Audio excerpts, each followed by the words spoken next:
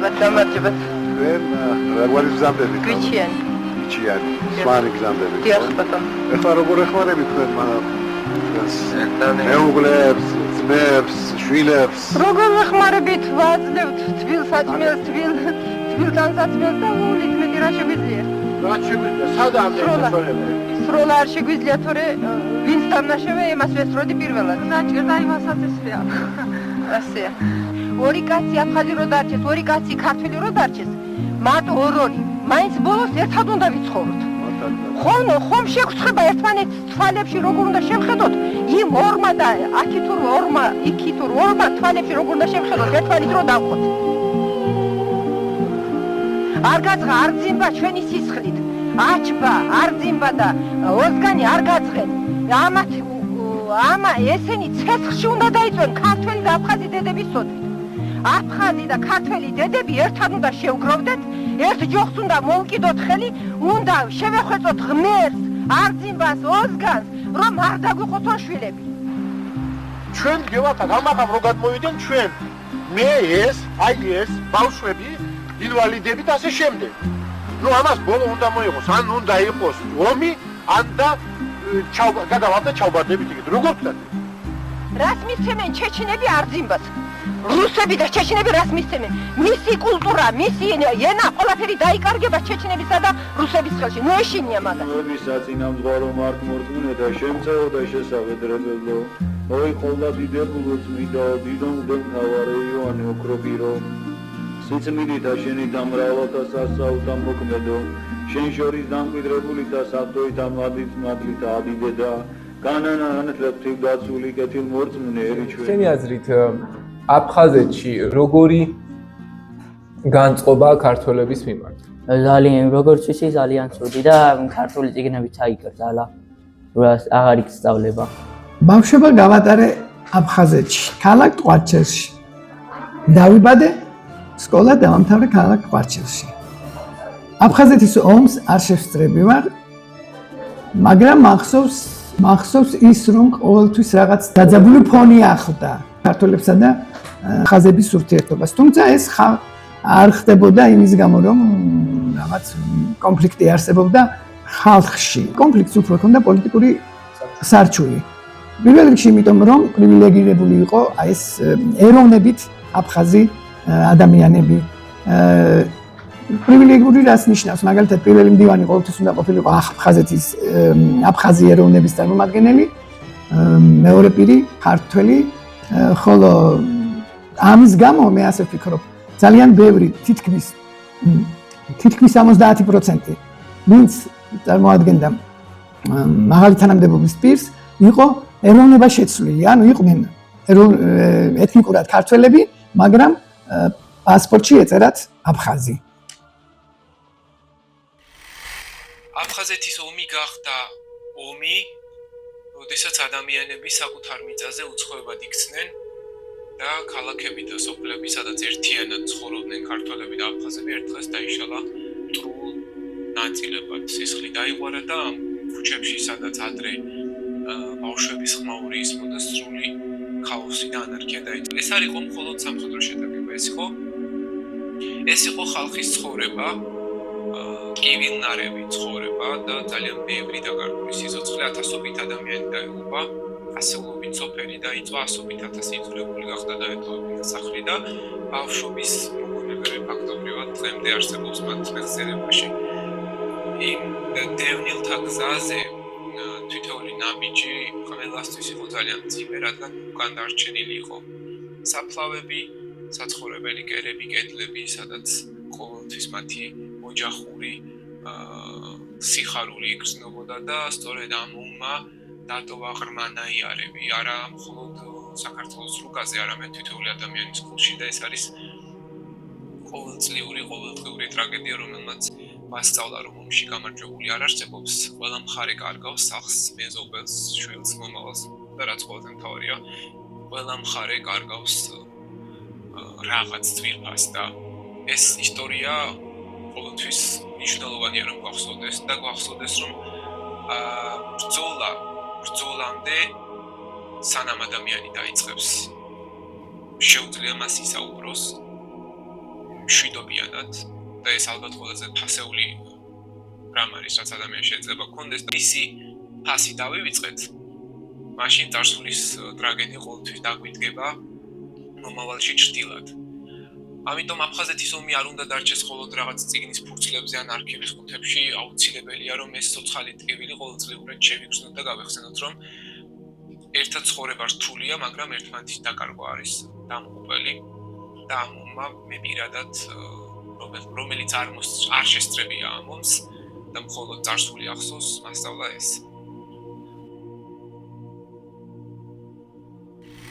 პირველ რიგში ვეცდებოდი რომ გამეცნო, შემდეგ მეგობრობას და დალაპარაკებას შევეცდებოდი.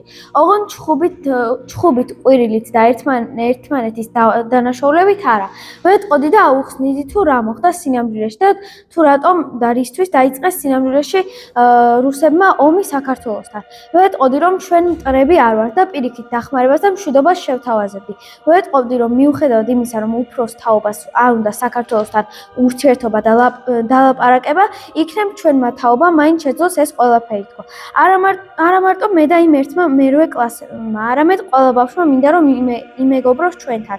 ვეტყოდი რომ დედაჩემიც მათი ნაწილი იყო ერთ დროს, მაგრამ ომის და ამ ყველაფრის გამო მოუწია აფხაზეთიდან წამოსვლა. ამ ყველაფრით იმის თქმა მინდა რომ ჩვენ მათი ნაწილი ვართ და ისინი ჩვენი. ხათაძე წაიყვანეს და დახვრიტეს. გადმოაგდეს მანქანიდან და ჩვენმა ნაცნობმა გვარად ჭკადოა საღამო ხანს მეზობლებთან ერთად მოიპარა გვამი და თავისი მეზობლის ოჯახში დაკრძალა. ეს ადამიანი რამდენიმე დღის მანძილზე ასე იპარავდა ქართველების გვამებს და გრძალავდა. გაიგეს რა რომ იყო ქართველთა ჯგუფი, რომლებიც იპარავდნენ ამ მიცვალებულებს, ამიტომაც მოხდა ის რომ მთელი ოჯახი მათი ამოწყვეტეს. რას ვეტყოდი ჩემხელა აფხაზ ბავშვს? მე მინდა რომ მტრები არ ვიყოთ, არ მინდა ერთმანეთი მტრებად აღვიქვათ. ჩვენ ერთ ქვეყანაში ვცხოვრობთ და ერთი ქვეყნის ისტორიას ვიზიარებთ. მინდა ჩვენ შორის მშვიდობა. ვფიქრობ კომუნიკაციით შეგვიძლია საერთო ენა გამოვნახოთ. მინდა ვიმეგობროთ, ქართველები თქვენი მტრები არ ვართ. მე ვერ შევცვლიდი შენს აზრს, რადგან შენ დაბადებიდან გასწავლიან რომ მე შენი მტერი ვარ. ეს ტყუილია, მე შენი მეგობარი ვარ, რადგან ორივე ქართველები ვართ.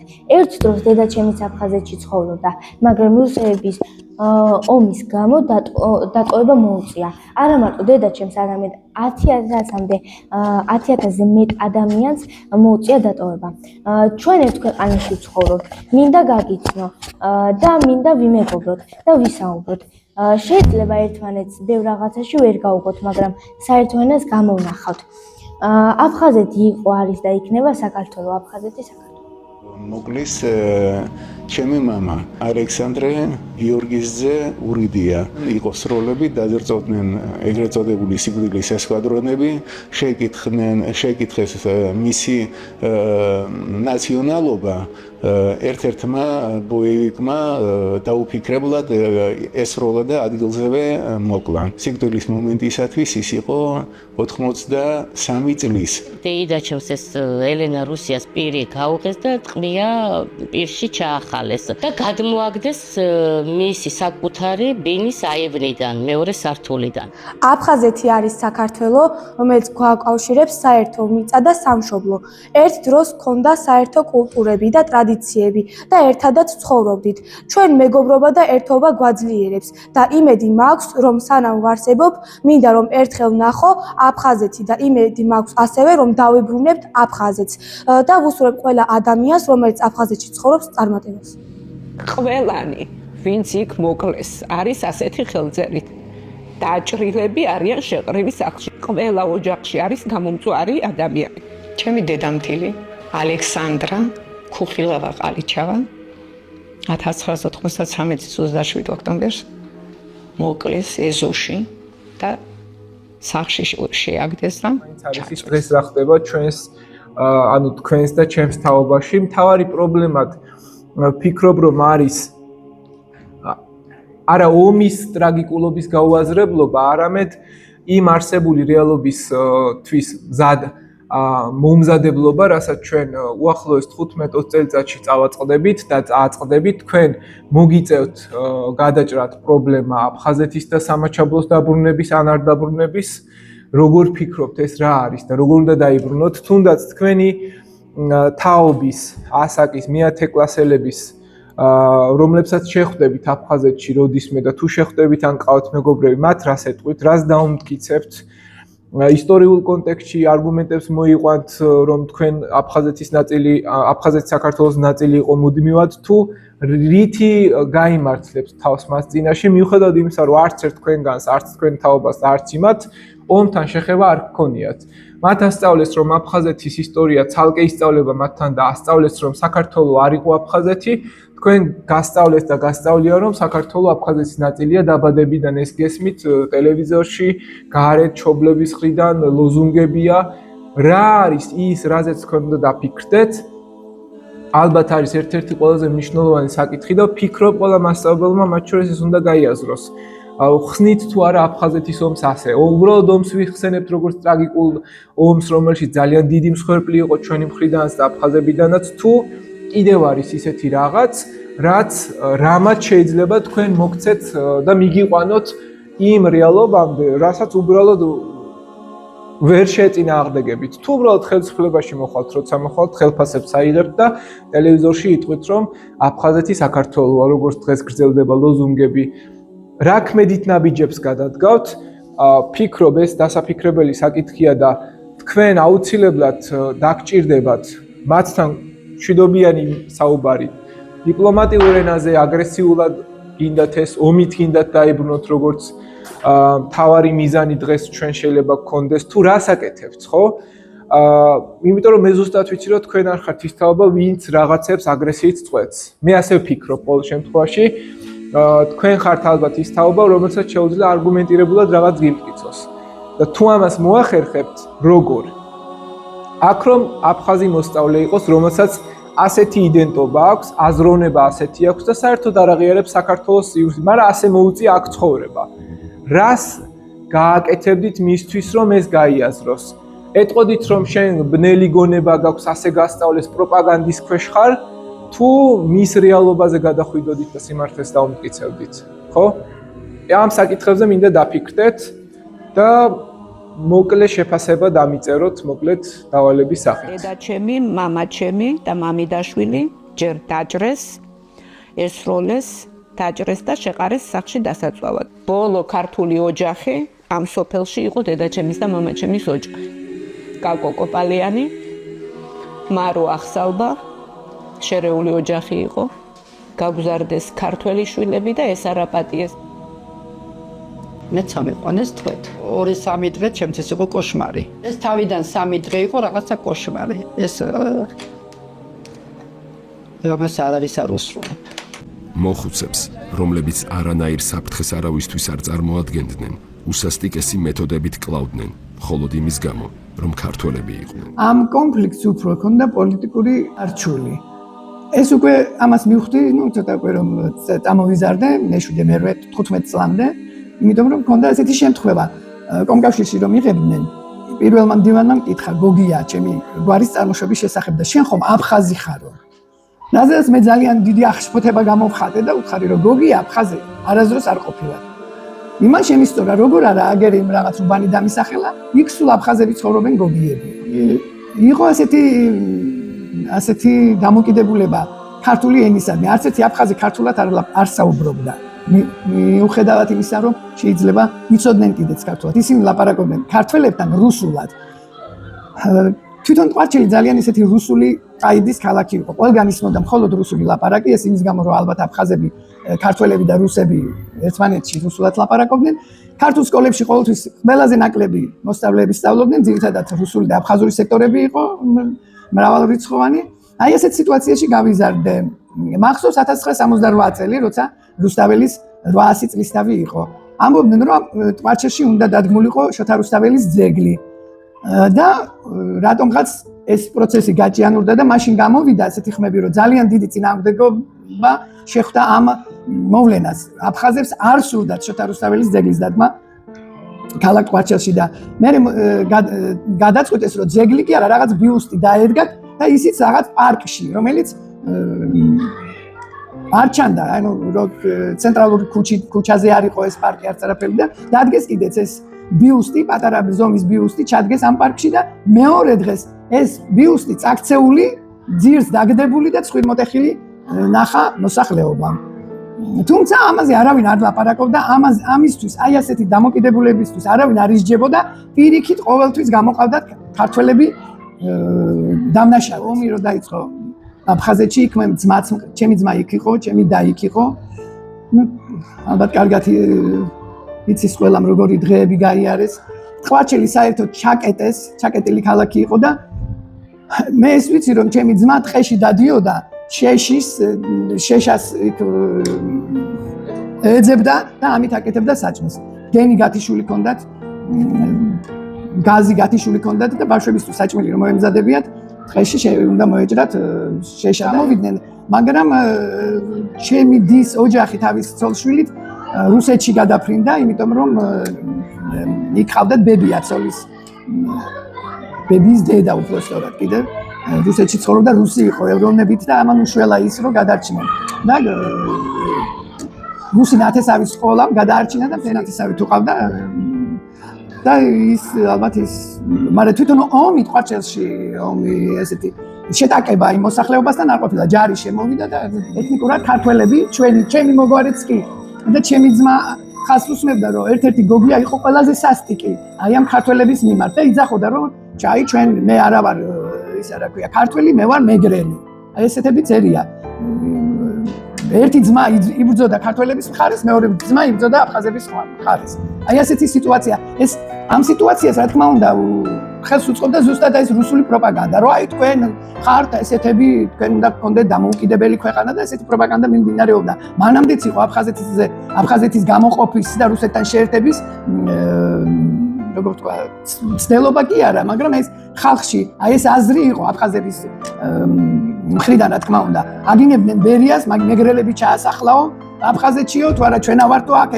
ეთნიკურად მკვიდრი მოსახლეობა რომელიც რა თქმა უნდა იყო ისტორიის გაყალბება და მაშინაც რა თქმა უნდა ძალიან გაყალბებული იყო ეს ისტორია და ყველაზე საწყენი ალბათ ის იყო რომ საქართველოს მაშინდელი მთავრობა ანუ კომუნისტური მთავრობა ამას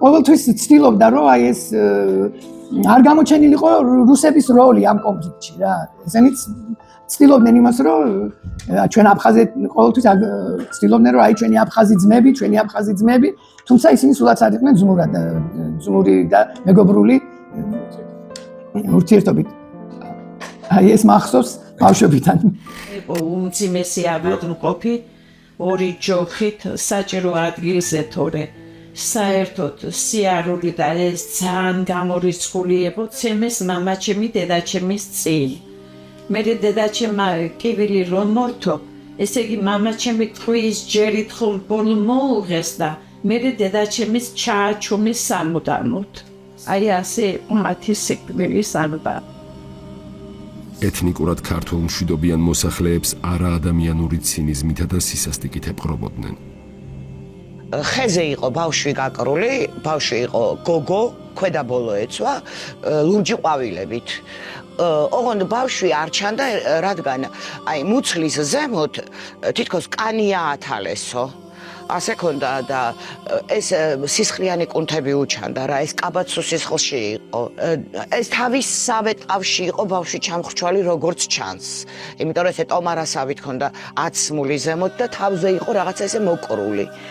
და ამავე სხეულს რაღაცა მუყაოს ქაღალდი იყო მიფარებული ამ სხეულზე და რუსული ასოებით ეწერა ბრადაიოცა გრუჯინსკაეს ნაირა კალანდია იყო მისი ბიჭი ნუგრი მერე ვალერი იყო მერე მე ვიყარ ოდა ბიცოლაჩელი გადმოცვიდნენ ესენი გლებივით საზიზღრები და ამბიცმი ადგილს.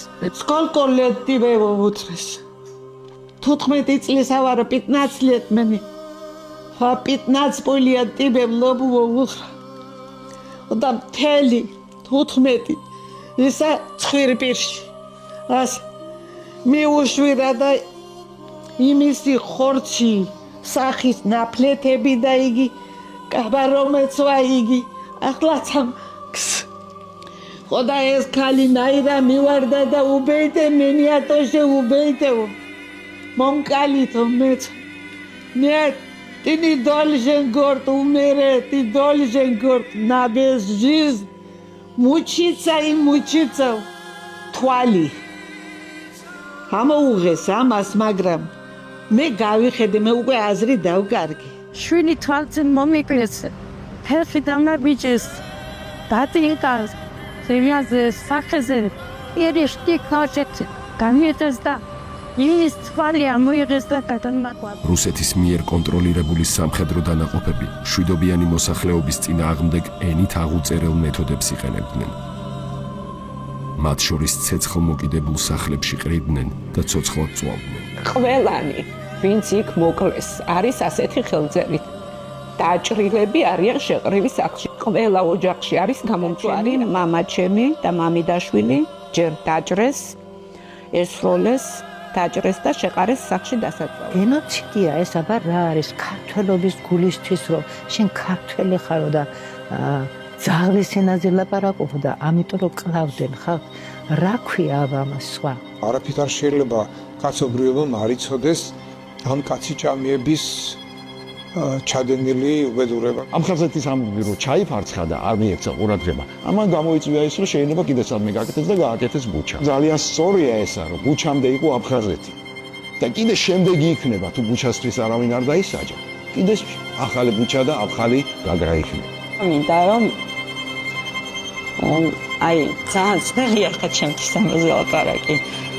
მინდა რომ ყველა მაგას პასუხი თავის თანაშაულზე ჩვენი ქვეყნის წინაშე.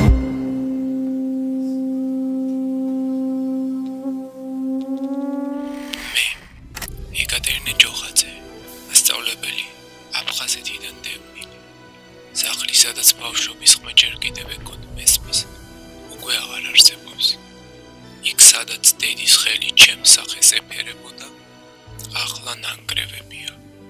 აფხაზეთის ცა რომელსაც ბავშვობაში ვუყურებდი, ისევ ისეთივე ლურჯია, მაგრამ ჩემთვის ის დახშულია, როგორც კედელი, რომლის იქითაც ჩემი სიცოცხლის ნაწილი დარჩა. სახლი დავკარგე, ეზო დავკარგე, გზა, რომელსაც სუნთქვისფერი ჰქონდა, დავკარგე. დავკარგე ადამიანები, რომლებიც აღარასოდეს დაბრუნდებიან და მაინც ყველაზე მძიმე ისაა, რომ საკუთარ მიწაზე ჩემსავე ქვეყანაში მე დევნილს მეძახიან. ყველა გაკვეთილზე, როცა ბავშვებს ხელოვნებას ვასწავლი ვფიქრობ, ნეტავი მიწაზეც შეუძლო მათთან ერთად ფერწერის გაკვეთილი, იქ სადაც ჩემი ბავშვობის ფერები დარჩა, ფერები, რომლებმაც სისხლმა და წრეალმა ჩამორეცხა. აფხაზეთი ჩემთვის არის დაუხატავი ტილო. ტილო, სადაც სამუდამოდ ჩაიწერა ჩემი ტკივილი. მე ვერასოდეს დავივიწყებ. ვერასოდეს შევეგუები და ვერასოდეს შეურიგდები იმ სიცარიელეს, რომელსაც დევნილობა ქვია. მე ვარსებობ, როგორც ცოცხალი მოგონება დაკარგული მიწისა. აფხაზეთი, აფხაზეთი, ჩემი სახლი, ჩემი სული, ჩემი სამუდამო ტკივილი.